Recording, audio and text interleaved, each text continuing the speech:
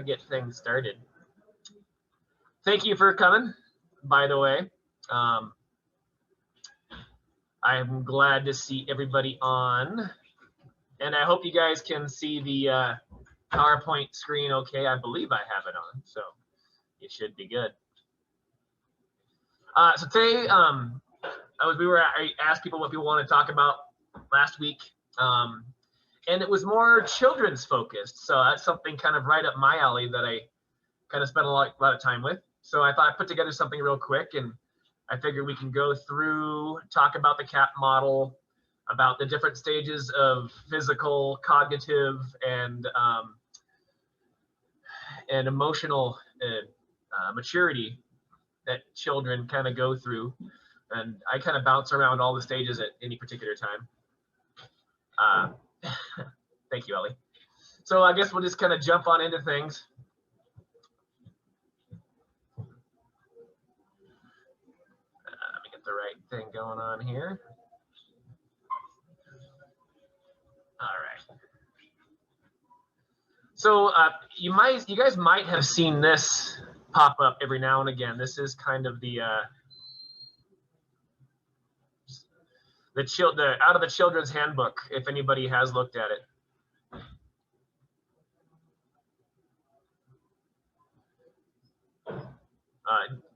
You guys can see the screen okay?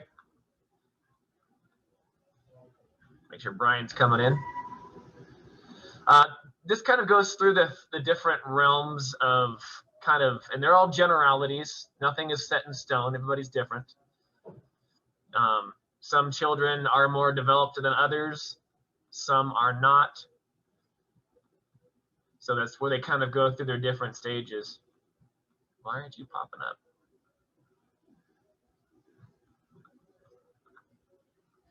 So we'll kind of go through the age groups they kind of group them into. Hey, stay there. Ages 3 to 6 usually kind of get grouped together. There you go. Sorry.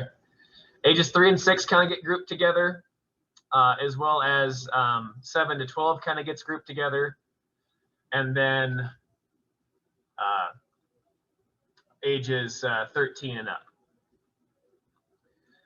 So like the first thing to see, they all have the cognitive, affective, and physical realm. Does anybody want to let me know what is meant by saying cognitive? Where does that kind of realm lie? Where do you think that goes? How their brains process stuff. Copy that. How their brain kind of takes in the world. The affective domain. What is that? What is meant by that?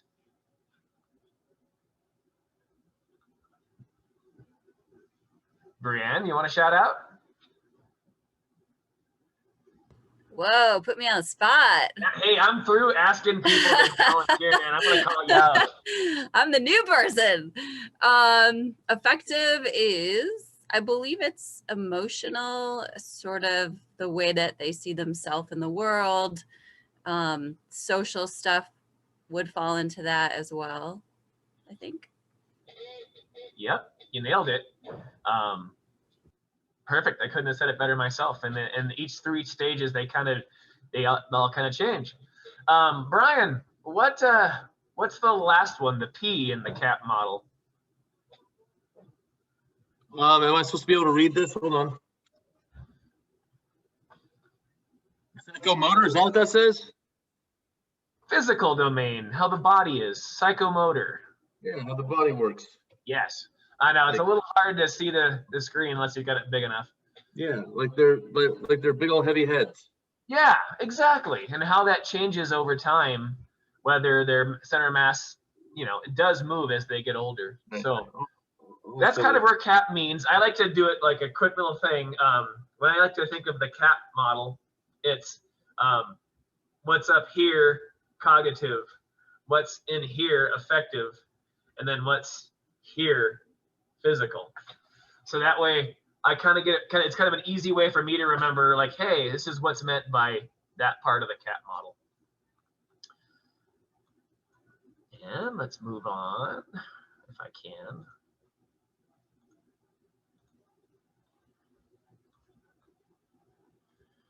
get the right screen open here. I shut it down for a second because it was doing something funky.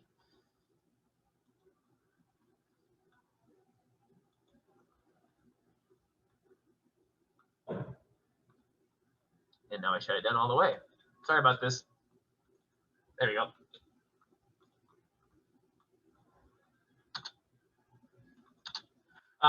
Okay, so let's kind of talk about a little more, kind of more in depth of the CAP model. Like you said, the cognitive is the very first step.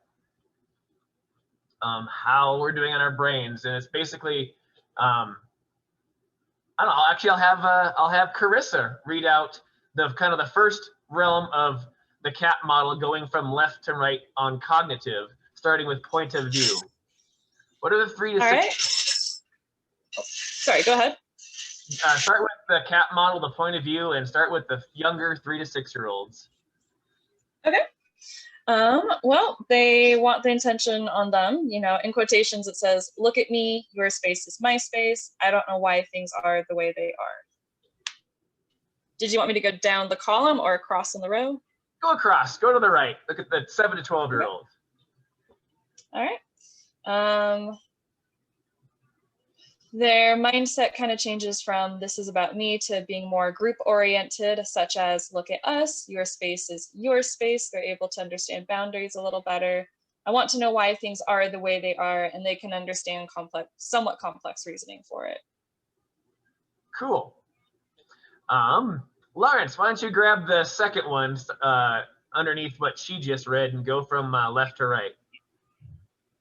So giving and following directions. Real young ones, one thing at a time, please. I can't get there. I can get there, but not back. I can mimic well. Then I'm ready for multiple directions. I'm able to get there and find my way back. I'm able to do things correctly without mimicking someone else. I understand how to do things correctly. Cool. So kind of think about your own classes that perhaps you've had of those different age realms. You know, the 3 to 6-year-olds, you're always able to, you just want to give them one thing at a time. A lot of it is more command style teaching, where you're not doing any guided discovery. You're not asking them to experience a feeling or, you know, see what one movement does for the others. You're kind of telling them what to do, or you're doing this task to kind of steer them that way. Whereas after, you know, kind of into the 7 to 12 realm, you can kind of start steering it more to a group oriented exercise and how the whole group feels. Sorry, this mask is bugging me the heck. So can anyone state in any of their own 3 to 6-year-old lessons where they might have experienced kind of in this cognitive realm that 3 to 6-year-old mentality, and can share with that?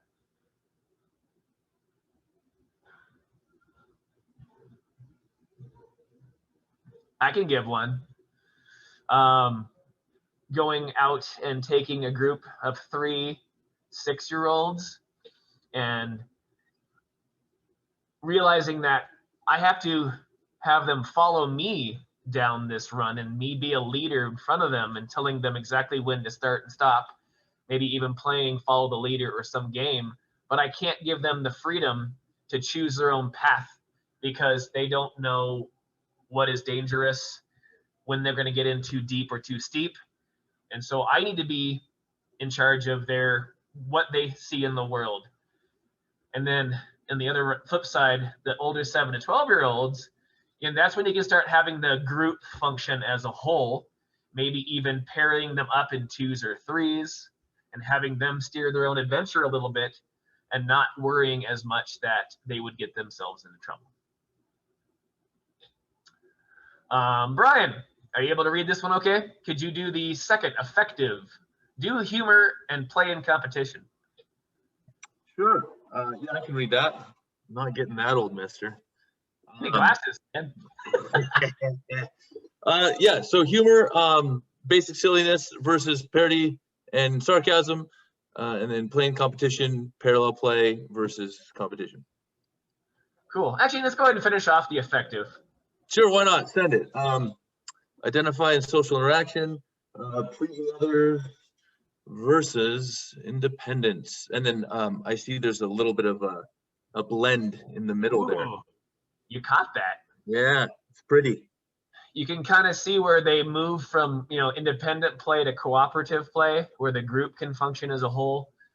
And then also into that, when they're 3 to 6, they do like to test the boundaries a little bit to see what they can get away with. And that's actually very natural in all child development. If they don't know their boundaries, then, they don't know what to do in the world. But if they know their specific boundaries, then they're going to test it. And that's okay. Don't be afraid to put them in their place. Not mean, but I mean, setting clear boundaries for your 3 to 6 year olds. And then as they get older, you can start working into independence and such. Don, my friend, since you're in front of me and you look like you're at a computer, why don't you go through the top 3 lines or the top 4 of psychomotor? First, there's the muscle skeleton with skeletal support as sole for the younger group, and then adding muscles onto the skeletal support for movement in the older group. And then with muscle control linked together in the younger group, head and center as primary places of motion control, and older with tail and periphery as a shift to where they're able to direct most of their control.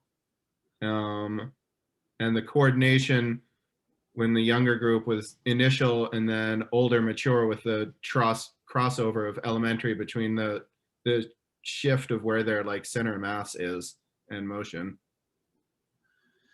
Nice. I like it. Carissa, why don't you finish off that psychomotor section?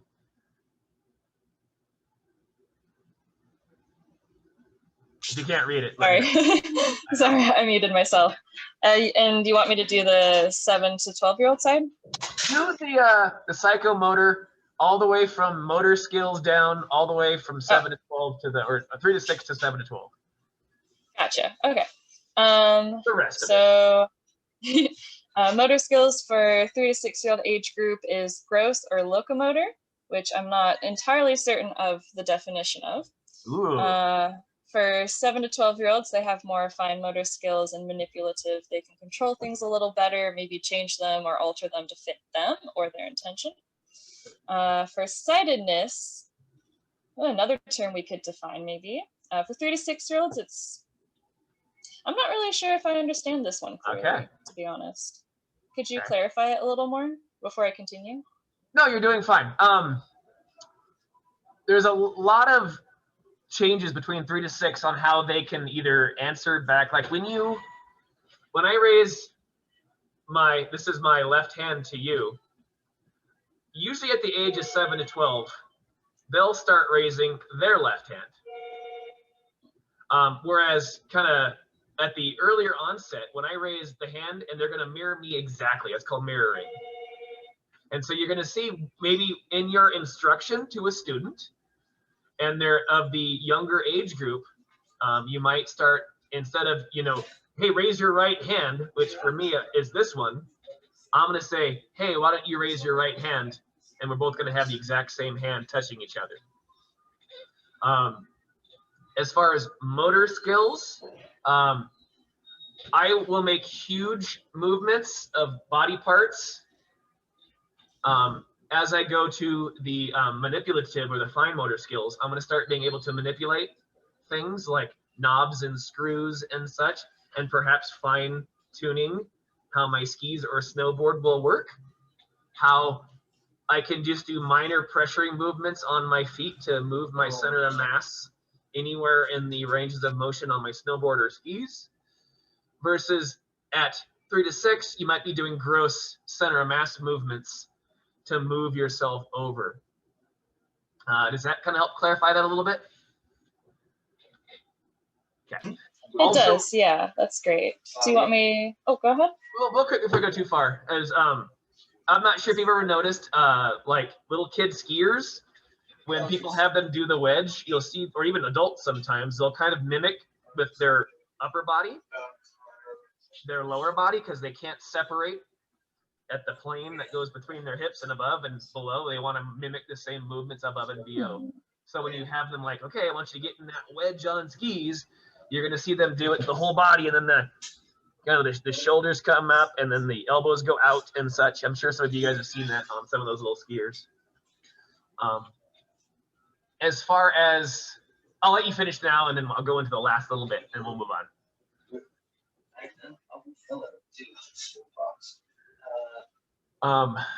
Actually, Okay. Okay. So sorry, what? So go from center of mass over. Go ahead. Okay. For 3 to 6 year olds, their center of mass is higher. For 7 to 12, it's lower in their body. And then for the planes of motion, 3 to 6 year olds are fore and aft, and 7 to 12 are lateral and diagonal. Okay. So as you can see, as they get older in their development, they're starting to able to do more fine motor skill stuff. They're able to manipulate their center of mass and their muscles more. When they're younger, they have to rely on their skeletal structure more versus their muscles in their body to hold their weight up on the boots. That's why children's equipment is usually really, really stiff in comparison to adults, because they have to rely, and you'll see a lot of, on a snowboard, you'll see a lot of leaning and using the head, because it's higher center of mass, over the edge to manipulate the board versus using angulation with the lower body to tilt the snowboard. So let's move on to the next slide here. Ages 3 to 6, head is larger compared to body. Development is from top to bottom and center to extremities. Arms and legs are short. Trunk is long. They have a high center of mass. Use of the core is minimal and is still developing. Limited strength and muscle control, lack of muscular development. Large muscles overpower small muscles. Small muscles of lower legs are less developed than muscles of trunk. Abdomen. Gross motor skills develop before fine motor skills. You get a lack of fine motor control, leads to reliance of the larger muscle groups of the upper legs and torso. You get limited coordination and disproportionate muscular development, lead to gross and inconsistent movements. They do like consistent movement. They do tire easily. We've all seen that probably in our students, 3 to 6 year olds. Their limited ability to apply oppositional movements. You've done the pat my head and rub my belly thing that you try to show the difference between different arms, or they cannot separate that. Arm and leg on the same side move together. So you've seen the alpiners who are in the power wedge, little 3 to 6 year olds throwing those arms out and mimicking the lower body movements with the upper. Arm and legs may not work independently. Boys and girls are equally the same size. You don't see any difference because they haven't started to develop on a male-female realm. They're still kind of all the same. And they learn best by seeing, feeling, and doing.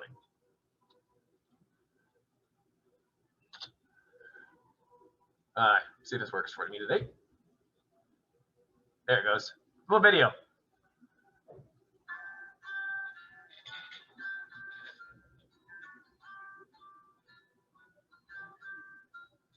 Give me a thumbs up if you guys can see it okay. I'm always worried. Yeah, sweet. Thank you. Here's an easy way to remember the cognitive, affective, and physical developmental characteristics of younger children, and some general guidelines for teaching these preschoolers. A group of young children is like a litter of puppies. They will climb all over each other, rolling, falling, and tripping clumsily as they At this stage, the children have an active imagination and like to play games. They need structure in their day and copy and mimic well. They tend to have short attention spans and remember only one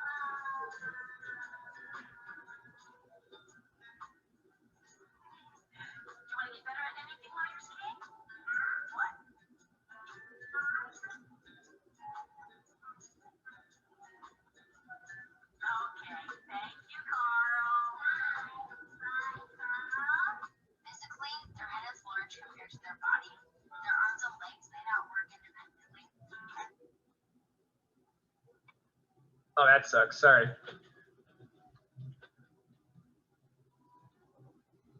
told when they do something well, but do not need to be perfect. What do you like to do when you're at home? Play with your toys and who's your friend that Why did it do that again?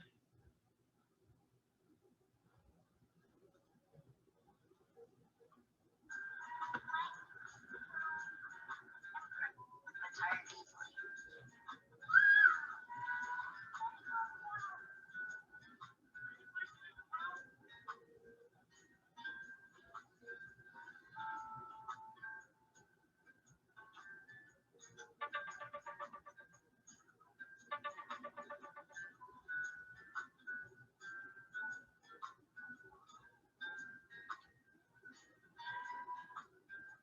When you are working with younger children, it helps to have a single, simple focus.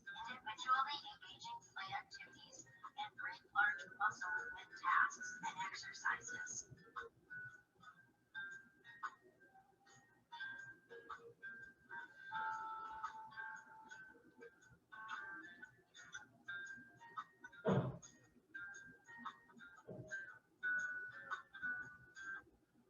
So let's take a look at some of the video that I caught of some snowboarders or some riders. Let's take a look at him a little bit. We've got a skier there, but we're really gonna watch this little shredder dude named Alex. He was my kid since he was 4, actually. I might have dinner with his parents tonight. But you can kind of see some of he was, I believe, 5 years old that this video was taken. You can kind of see some of how he likes to ride at this age group.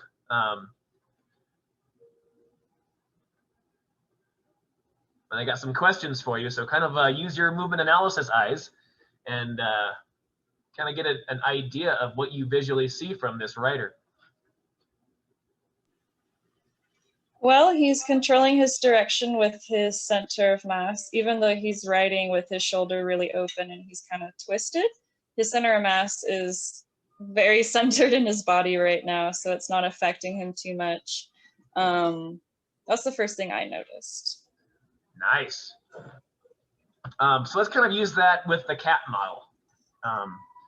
So you were very correct. Ages 3 to 6 on a snowboard, they're going to ride in an open stance.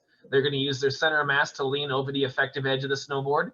They might even be in the range of motion of fore and aft, might be a little bit towards the tail just because of how they have shifted their body. So cognitively, what did you see from Alex?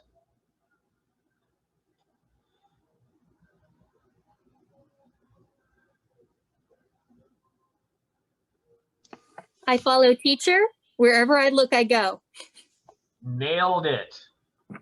Nailed it. I love it. What about, I'm just going to quickly go through a couple of these, and what about the affective realm, how I feel? How do you think he's feeling?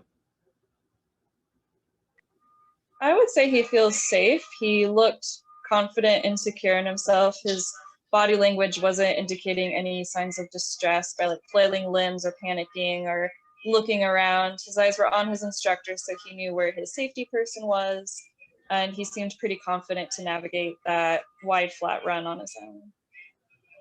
Nailed it. And then what about the physical things you see in his body?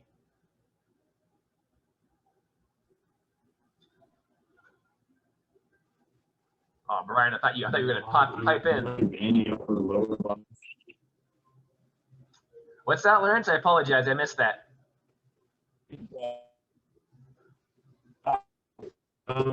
His he's kind of folded with that use that upper body to twist and initiate the turn instead of using more of his legs. On that side, he's still getting that high motor control look like that basic motor control. Do you think he's using like fine motor skills to manipulate his feet to turn the board, or do you think he's using a gross motor skill to make it happen? Big movements, large muscle groups.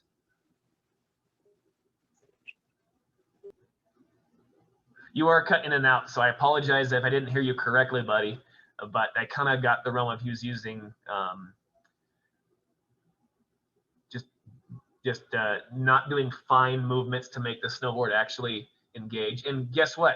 In in an ideal world, we want him to get to be able to use the fine motor skills to manipulate the control surfaces of his tool to make it do proper things for him. But at this age and his physical development, this is perfect, man. He's out shredding. He's a rock star rider, able to have a great time and just enjoy himself and have more fun. And he's going to develop these as he moves along. Hey, look, I got a skier. These guys are ages 7 to 12. Who do we remember between 3 to 6 versus 7 to 12? Just give me one quick thing, Brienne.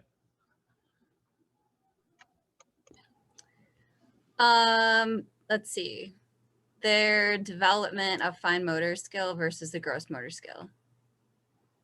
Cool. They're starting to kind of get into that realm of being able to actively use some finer muscles to make it happen. What about effectively? Let's see here. Oh, that's Peter. Peter Carrion is there. Hopefully he's watching. And if not, if you can't see the video, that's okay too. All right. How about Matthew? They are more group oriented and more independent as well. Nice. Nice. I like that. More independent. And in the cognitive realm, I'll just kind of give some, they can start doing directions, maybe 2 at a time, maybe even 3 at a time with simple directions. You know, I want you to go to this tree, then to that stump, and to that tree, and I'll meet you there. Ready, go. So they can follow more of a step-by-step procedure, and same with how you put forth a progression for them. You can be a little bit more just detail-oriented. So head is in proportion to body, so the center mass is starting to kind of move down the realm. Upper body moves separately from the lower body and can move body parts independently. Peter, don't worry, buddy. I understand. No worries. Fine motor skills, fine motor movements start to kind of creep in around age 11. This is the ages right there that boys start to get stronger. We start producing more testosterone and turning into boys and becoming, you know, meatheads. While, yeah. Sorry, I know. And then watch out for 12 for females, women. They tend to really at 12 and like 13 or so. That's when you start to see them become gazelles and get tall, and they have the you know, long leg syndrome and things. They can practice independently. You can give these people a task. You can give this age group, hey, like, hey, why don't you go over here? I want you to work on that toe side turn. Well, I'm going to spend a few minutes over here with little Johnny, because little Johnny, he's not getting his heel side yet, but you rock your heel side. So you practice here. I'm going to spend some time with him. So that's when you can give them some independence, and they actually love it. At that age, they want to be leaders at 7 to 12. Like, hey, I want to be the leader, but that means, sweet, you can be the leader of our pack in our line rotation kind of thing. But how about next run, you're the follower, we'll let somebody else be the leader. Make sure that this age group, you're sharing responsibility, and they love it when you release it to them and let them take over. Let's see if this one works. Ah, nice. What I do like is how they preface them to animals. 3 to 6 year olds were puppies.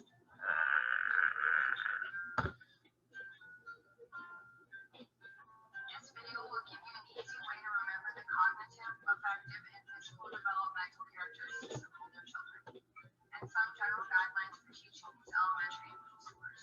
A group of older children is like a barrel of monkeys or herd of sheep. Their bodies are not large. The group can get wild and tends to move as a unit, and finally, they do not always think logically. This group is able to remember more than one thing at a time. They learn well through experience and interaction, can understand rules and the associated consequences, and they tend to overestimate their ability. Hi, tell me about yourself. Hi, I'm Laura Rose. I'm 11 years old. I have a little brother. I live in Pennsylvania, and I've been skiing just about 8 years at Colorado.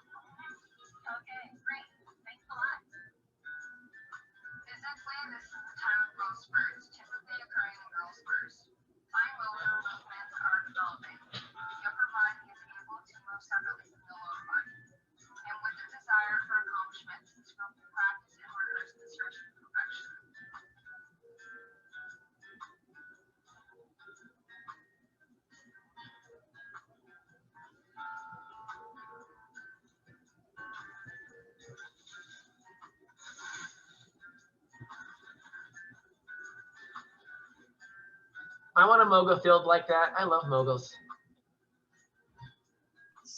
I did not know a mogul field could look like that. Oh, we got to show you some like Volkswagen-sized moguls like in Montana or perhaps Canada. With older children, we need to establish clear boundaries and provide well-defined focus. We need supportive, inclusive group activities, repetitive, very fine motor movement tasks.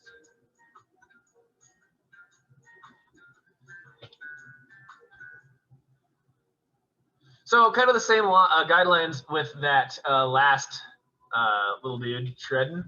Let's look at this little park skier and kind of look at the difference in this guy's skiing compared to Alex's riding. This is Kellen. He is a skier over at Shreddo's.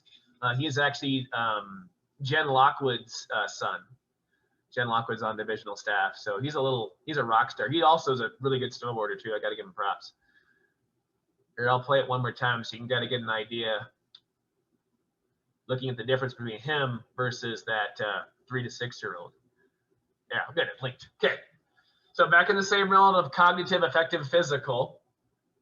What do you see body-wise? Donald, that's different in the physical realm of him versus the first snowboarder, Alex. There's definitely a lot more usage of like fine control over there, like with different limbs out there rather than just using like in the hips and shoulders primarily. Cool. So I like that. What about let's see, who haven't I picked on yet in a while? Eliza, I can't leave you out. What do you see about his effect, how he feels? About how he feels? Yeah. I think he's feeling pretty confident. I have a cheat thing. See, he's more. Oh, he's competitive. He's like showing off. So he's showing off his skills a little bit. That's what I got. That's perfect. Well done, Eliza. He feels comfortable to be able to throw down. Thinking of Maslow's mountain, Maslow's hierarchy of needs. My guess is he's met all of those goals and he's just having the greatest old time in his life and wants to send, anything he can. So nice. What about cognitive wise? We'll go back to Allie. Oh, Christine, is your mic working? And can you see it?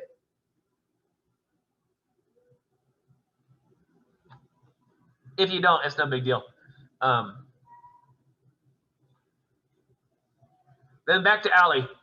What do you think is going on with his brain, affective wise? The brain squish.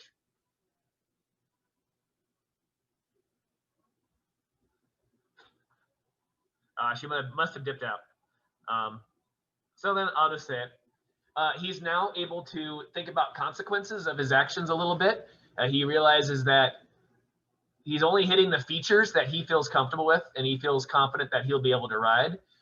The jumps that he's taking, he's obviously taking a decent line, and you can see that he's timed his muscle movements with the lip of the jump, which to me means, okay, sweet, you kind of have thought about this process, and you kind of know when to do the movements you need to do to make this happen.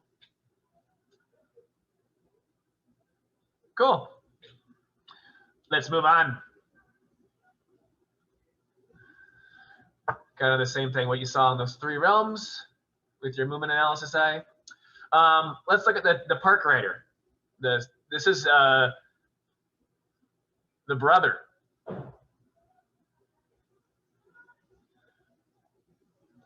What do you see but in this video as compared to the other video of Alex?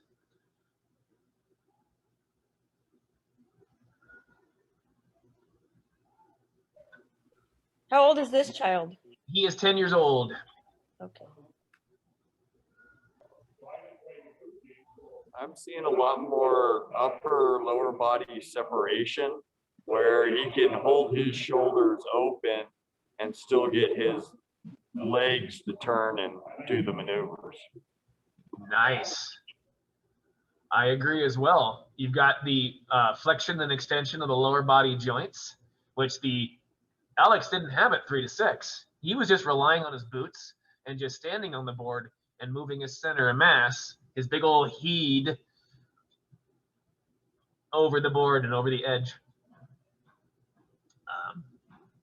Let's see, like, think about his cognitive realm. Same kind of thing as the last guy versus Alex.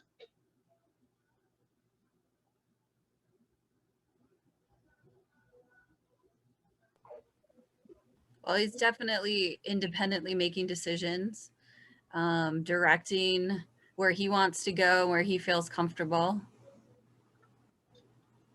I like. And how do you think he feels in the, what's that other one again? The A word?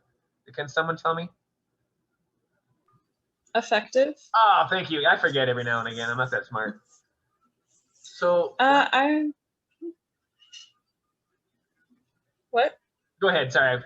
Oh, sorry, delay. I would say he feels comfortable. Well, he seems comfortable and confident, but not as much as his brother, the skier we just saw. Not to compare them, but the main differences I'm noticing is the skier had a lot more freedom of movement in sort of like the line he chose, and he was being a little more exuberant with his body movements as he went off jumps. However, this 10-year-old park rider we're watching now is a little more stacked when he's going off features, is a little more together. His body doesn't seem as comfortable outside of his physical space quite as much, and he seems a little more like closed. It's kind of the best way I could describe it. That's totally perfect. Yeah.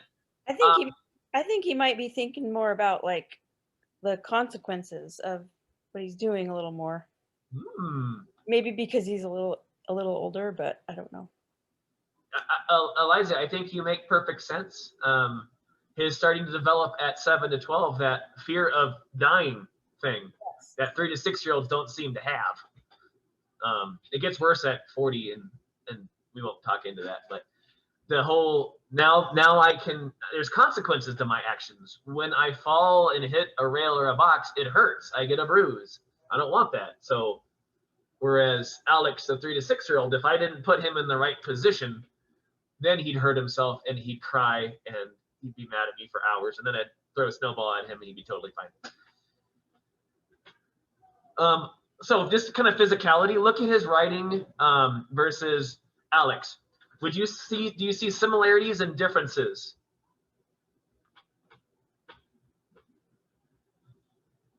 I think one of the similarities is the open stance. Yep. That's one thing that really stands out. Sort of on the back foot a little bit. And it looks like he uses his arms a lot for balance. And so did Alex too. Where's his pivot point on the snowboard? One thing I just noticed.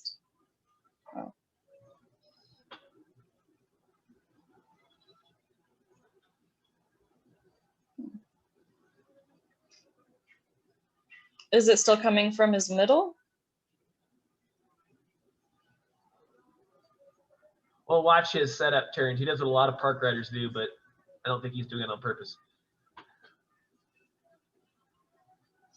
Oh, his pivot point's on his front foot, and he's using his back foot to skid and wash out his turns or kind of fishtail them. Nice. So he still hasn't developed the front ankle control quite yet to steer the front half of the board. He's relying on a gross pivot movement.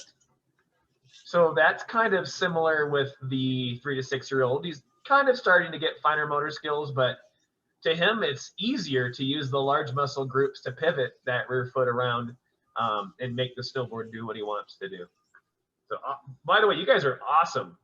Spot on with your eyes and spot on with, like, you're ready to teach kids, like, exclusively. Same thing, what you saw on those realms, we talked about. How about we move into the older realm? This is where we become teenagers, we become adults, if you will. Opinionated adults. Teens, here we are. Body is changing rapidly, maybe experiencing growth spurts that affect their coordination. You ever seen a student you had last year or the year before hit teen years and they come back and they've grown like a foot? And then you notice that when you get out on the snow that they don't know how to snowboard or ski anymore? because wow, their muscles now got twice as big, and they have to change the amount of force that muscle requires to do that fine motor skill. So they have to relearn all those movements that they already know. Their brain has to kind of rewire a little bit and say, I've got an upgraded body. My control unit, I have to change how I do it because the timing's off. The muscle's bigger and longer and is more powerful. I have to make some changes to how it goes. Once again, same thing. Abilities may regress due to rapid growth spurts. Capable of refined motor skills. They can start tweaking little knot dials and things. They're stronger and can do more things. Once again, ladies, you're better than we are. You mature faster than we do, and it's okay. It's just the way it is. Now it's time for us to become young adults, and so we might have more adult characteristics. You start seeing the development of things, and you have to be mindful of where center mass is as things move around a little bit. So continue moving forward.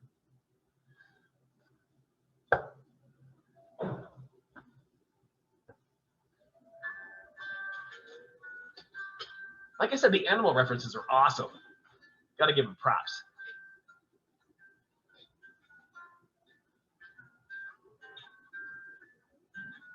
In this video, we will give you an easy way to remember the cognitive, affective, and physical developmental characteristics of teens, and will provide some general guidelines for teaching these adolescents. A group of teens is like a stable of colts and fillies.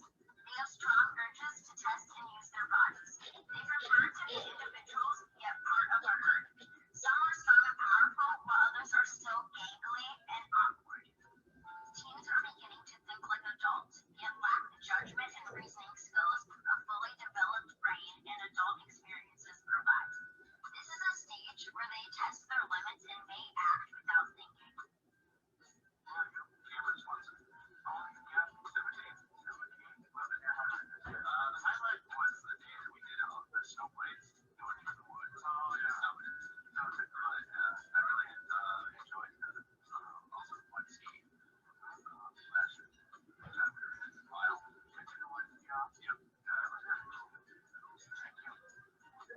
Teens worry about what others in the group might think about them.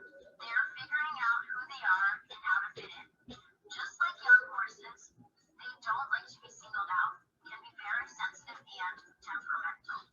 Finally, they appreciate being treated like the adults they will become. Sonia.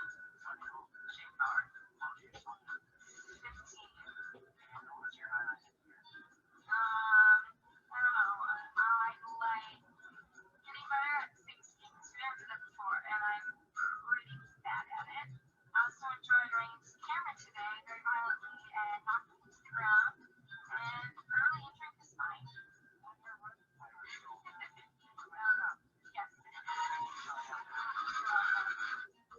The teenage years are times of rapidly changing bodies and strong urges, which may be difficult to understand and/or control. Some teen bodies may already have adult characteristics.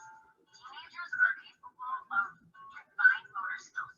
However, during periods of rapid growth, physical abilities may regress.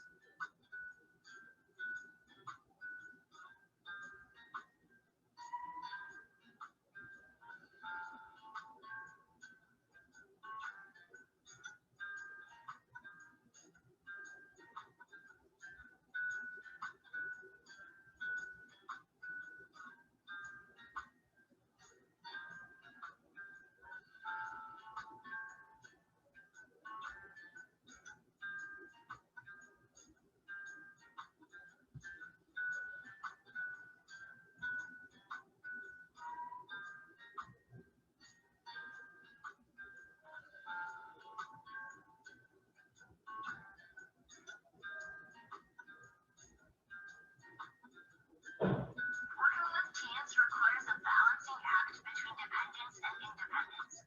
Teens need a safe, reason-focused to their lessons. They crave unique individual goals, achieved through group activities, and they thrive on challenging motor skill refining tasks and exercises.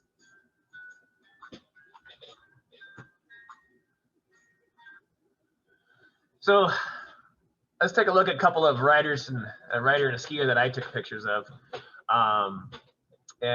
This guy, first day on a snowboard, 14 years old, right at about a level 3, able to link his turns.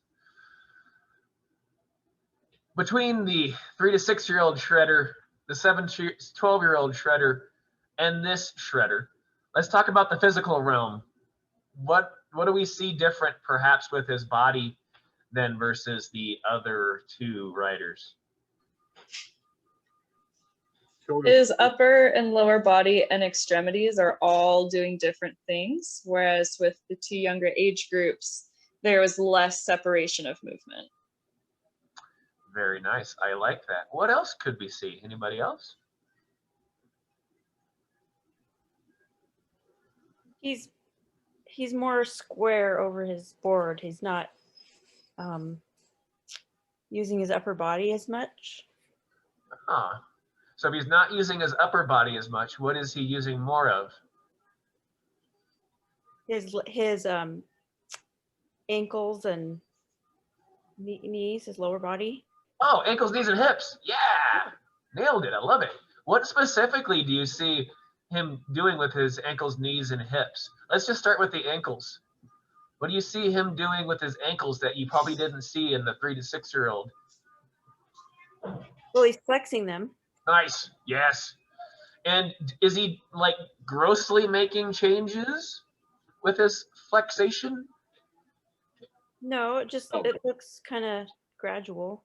And he's able to do different movements between his front body or his front leg versus his rear leg. Like watch the snowboard twist up. Mm-hmm.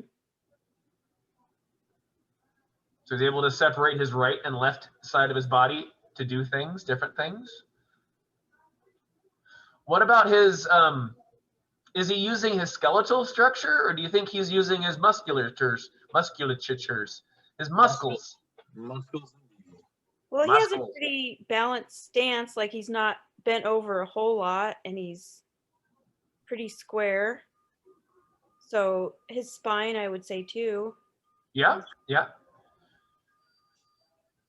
But he's starting to angulate his lower body a little bit, which if I were to be stacked on my muscles and lock them out, or stacked on my bones and lock them out so that all my weight is being supported by my skeleton, I wouldn't be having bent ankles, knees, and hips. So now he's able to use his muscles that he has. Mind you, he's a very basic snowboarder at level 3, but I see some really good things. What do you think his, let's go cognitive, the C word. Seems a little bit more apprehensive than the previous two. One probably from lack of experience, but another one, he's a little bit more aware of the consequences of his actions. Yeah, there's a lot of Jerry's riding around him. I'd be afraid too. It's like a night at Timberline's night skiing. It's great. Back kind of into the effective realm. Is there anything else you could say? Anything else you can think of about him? And it's okay if you don't. Well, based off how spatially aware he is, and he seems apprehensive at all the other riders around him and coming close within his space, he's able to kind of alter his line that he's making or his course to a different part of the slope where there seems to be less people. Don't know if that was intentional or not, but he could be choosing to remove himself from a space where he's like, Jerry bombs everywhere, to somewhere where he's like, all right, cool, no Jerry's. No Jerry's. Free the Jerry. Awesome. Let's move into the cognitive realm.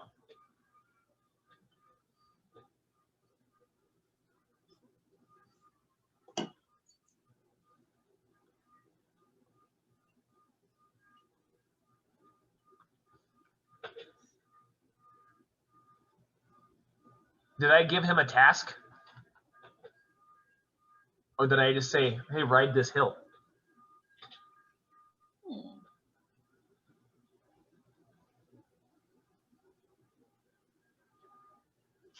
I think you gave him a task. He looks like he's concentrating. He definitely is leading. So he's kind of just, he's determining, when he's going to make a turn, but it looks like he's able to follow multiple directions because he looks like he's trying to incorporate more ankle flexion sometimes. So that might have been the direction you gave him. I'm not sure. Nope, you nailed it. I said I want a series of evenly shaped sized turns all the way down Buttercup at Meadows. And this was a time for him to explore and for him to do the, oh, you guys know my framework of a progression. Static, simple, complex, what? Free ride. Yeah. Now he's kind of just, I gave him general ideas. This is what I want you to do. Link heel side and toe side turns across the fall line all the way around. Nice rounded shaped turns as much as you can. But didn't give him much more parameters than that. Freedom. Make your own decision. Choose your own path. Cool. Once again, cognitive affective physical. We did that. I like it. Let's watch this 15-year-old level 6 skier. Sorry, I couldn't get any wider videos. This is as wide as I could get it. It was done off a cell phone.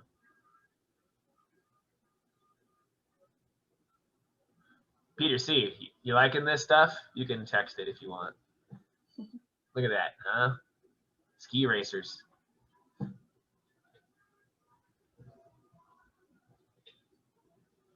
Let's think about his cognitive realm. What's he thinking? What's his brain squish doing? Go fast. Don't miss a gate. Yeah. He's able to control the timing and coordination of his muscle movements to meet a goal as it's approaching without any significant amount of time to really mentally prepare for that movement. Awesome. How do you think he feels? What's that word again that starts with an A? Effective. How do you think he feels? Pretty confident and focused on getting the goal. Nice. I've got to get my time. I've got to not miss gates. I got to send it. I got to go as fast as possible. I got to get it all right. What about physical? What's the physical differences between the guys you saw before and the physical difference of this guy right here? Control mode skill. He's able to actually redirect on fine movements versus just a gross movement, throwing it from one end to another. He's balancing that weight independently through those legs while keeping his upper and lower body separated. And to kind of add on what Lawrence just said with the separation of his upper lower body, even with that, he's brought his total height down so his center of mass is lower, closer to his skis, and he's still able to control his turns and muscle control in order to hit the gates as he needs. Nice. The whole body is really being incorporated, and it looks less overall like just a person of that age group on top of the snow tool. That was actually well said, Don. Yeah, he's working those skis. He is steering them. He's actively making them work. He's using them from tip to tail. He's using all of his ranges of motion. He's using fine motor skills. If you were to visually classify him, doesn't he look a lot like you or me? Yeah, he looks like an adult. Yeah, he's an adult, basically. Wants to be treated that way. Wants to be as competitive. Wants to be part of something big. Once again, at about that age, you don't want to really be. You can start working into more individualistic goals. That's why he's a ski racer. He wants to be part of a team, but yet he wants to compete to be the best on his team or be the best on that slope. Once again, same thing. Think of the cognitive, affective, physical realms. one of the things that they're going to come back to at exams and any sort of event you go to that, you know, your freestyle one, or they're going to talk a lot about this CAP model, which Carissa, what's the C stand for? Cognitive.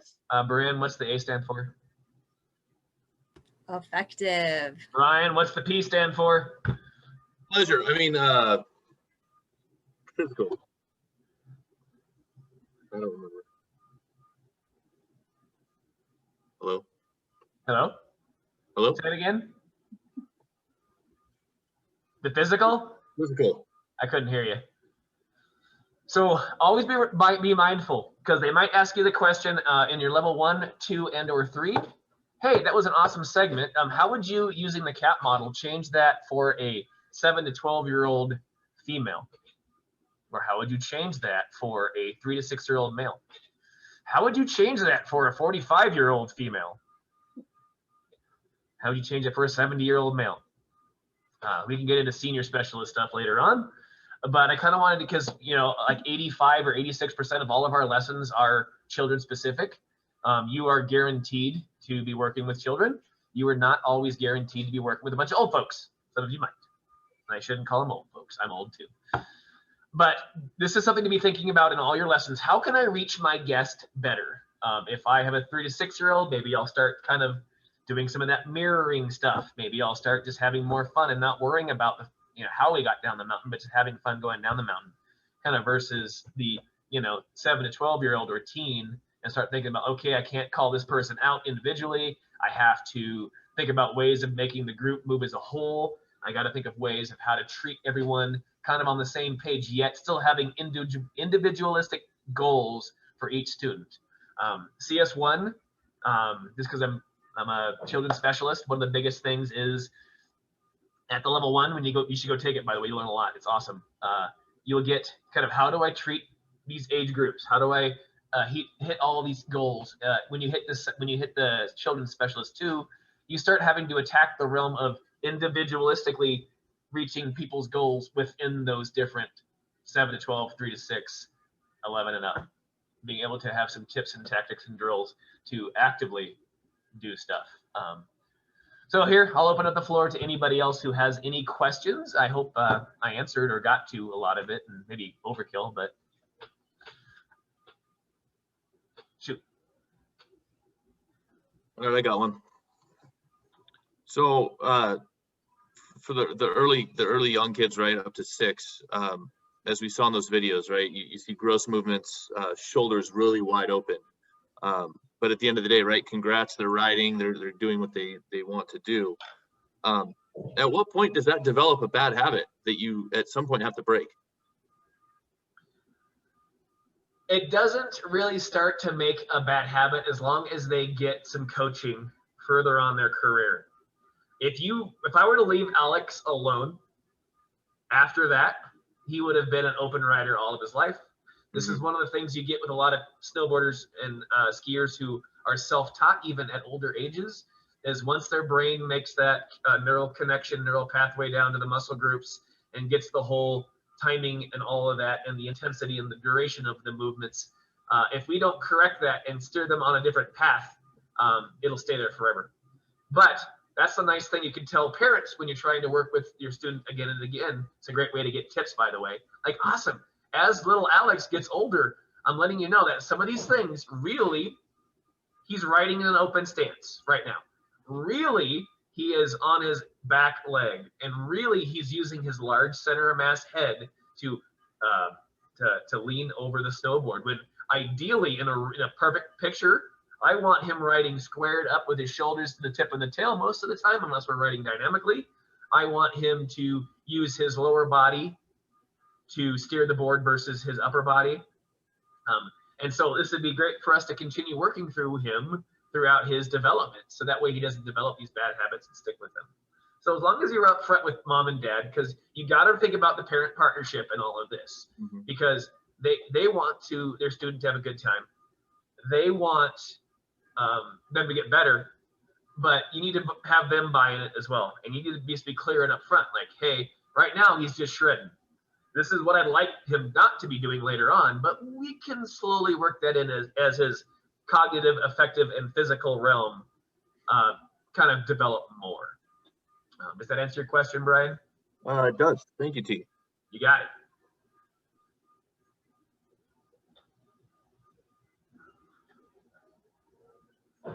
Anything else? Ooh, I have something. Oh, nice. That CAP model for the children for the 2 different age groups. Is there a way we could have that printed out or have the PDF accessible so we could print it out and have it on hand? That one's really, yeah. It's like a quick cheat sheet, you know? Well, you're an active PSIA member, right? Mm-hmm. You have Yeah. the ability to have all of these.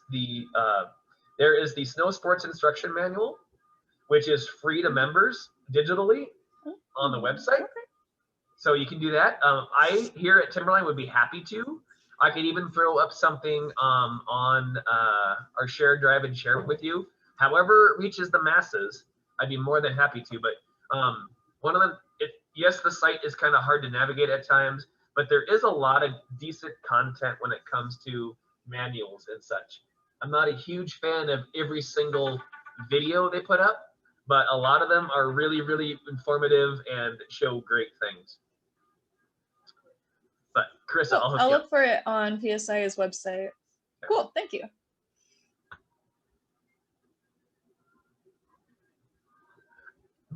Anybody else? So we actually got a large crew from a bunch of different mountains here. We've got 49 North, Timberline, of course. Brienne, where are you at again? Sorry, couldn't unmute myself. So I live in Sun Valley, but I work for Higher Ground, which is adaptive skiing and snowboarding. Now, adaptive doesn't always need to mean a mental or sorry, physical. It can also mean mental differences, correct? Yep. Huh. Hey, would you be willing to maybe help me out with some sort of perhaps adaptive Zoom meeting to talk about how we can approach students with issues either mentally or physically? Sure. I see nods. Yeah, that'd be cool. Maybe I can get with you in a little bit and figure that out, and maybe we can put something together. If you'd be willing. Not to call you out, but I know. Like, how can I say no now in front of everybody? you see how I roll? Yeah, I know. I know how you roll. No, it's cool. Cool. Any other questions, friends? Cool. I kind of have a question about when kind of approaching like a split, especially when you have like the physical split in where the motions are going. You know, as teaching, does it wind up being more important to get everybody doing the task, even if it's like focused on what the lower physical is? Or is it better to try to actually differentiate out, especially if you have like a group, are you giving like, you know, 2 different instructions or focusing on it in another way? I agree with the latter. I try to individualistically reach every person and give them their own little task. It becomes a bit more difficult when they're at that 3 to 6 year old realm. Let's say you've got a brother and sister, or a brother and a brother. One is like an old 6 and one is a young like 4. You're going to have, as long as you can keep them in the same area and keep them safe, you can kind of have maybe the older brother be the leader and the younger one be the follower, because he likes to follow big brother anyways. And so as long as they make it to the same area, perhaps they're working on different goals within the lesson.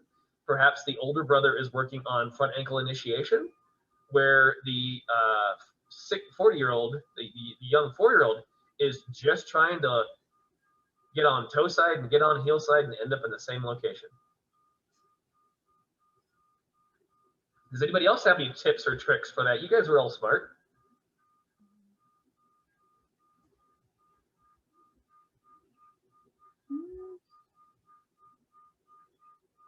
If not, no big deal.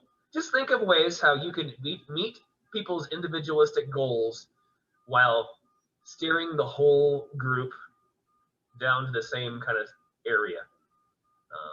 like I said, give them different tasks, have the older or better rider start working on switch riding, have the better older rider work on, like I said, fine motor skills of the lower body, while you're still having the younger one just being able to turn hillside and toe side, and you know, not fall, or not point the snowboard straight down the fall line and go, go, go. We've never seen that, have we? Skiers or snowboarders just pointing at little kids. But the 3-year-old skier in the power wedge, leaned all the way back, bombing down the mountain at like 50 miles an hour. Or the snowboarder just kind of hanging off their tail of the board, it kind of somewhat pointed straight. It's just barreling down towards the lift line. Never seen that. Anything else?